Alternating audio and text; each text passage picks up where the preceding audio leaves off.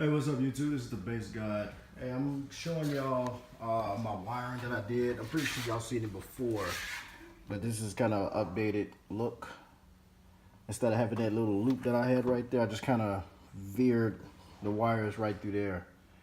And this is the wire loom, the carbon coated wire loom that I have. It looks pretty damn good. It even looks good with the SMD fuse blocks too. It looks pretty good. It adds a nice little shiny look to it, carbon look, and I pretty much I mean I like it a lot. All right. What I'm going to do is I'm going to work on my back right now. I'm just showing you all what I have currently.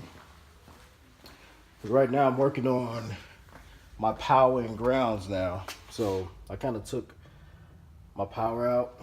I'm gonna do those later, but right now I'm working on one of them right now.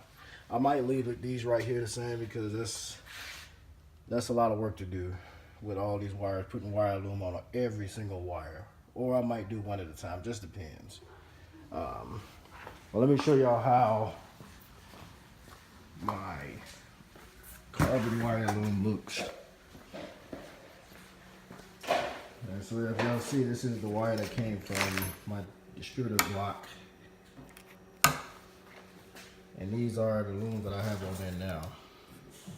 And I have these wire ferrules right here to go into my gauges or my 4 output block for my amplifiers.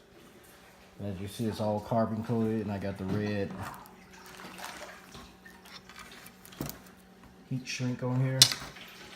So it's upgrading from this to this. So that's what I'm currently working on right now. And it's going to be a nice little process.